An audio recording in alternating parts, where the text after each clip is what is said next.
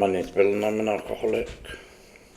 And this show is called You Can Always Tell an Alcoholic, but you can't tell them much. There's something that's taught in counselling that's called association. It's taught as a counselling skill, as a way of offering answers to why certain things happen in certain people's lives. In short, it describes any given situation that brings about maybe a past memory.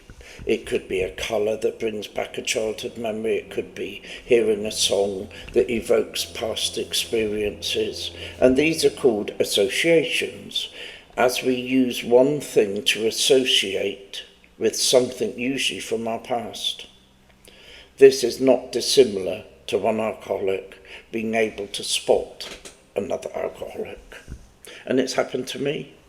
I was on the ship and we were queuing up for our lifeboat drill, and whilst I'd never spoken to anybody, I just intuitively knew that one person sitting on our table would be in the AA meeting later on the cruise liner.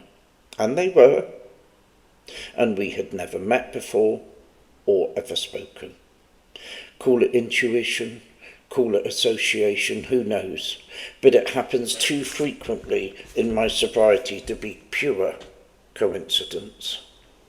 But what is certainly not coincidence, but is in fact very, very real, is that alcoholics have a tendency to gravitate towards the negative.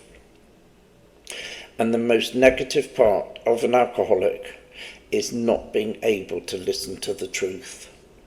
I don't know why this is, but sensitivity to criticism has plagued my life since my earliest memory. It's a character trait carried by most alcoholics. We just don't like being told or criticised or questioned. We don't like being told what to do. We don't like being told what not to do or how things should be done. It makes for a really difficult life. And if there's one thing an alcoholic needs to do in their life but can't, and that's to listen properly. Advice and help from well-meaning friends would probably have saved me from 10 or even 20 years of active alcoholism. But did I listen? No, I didn't.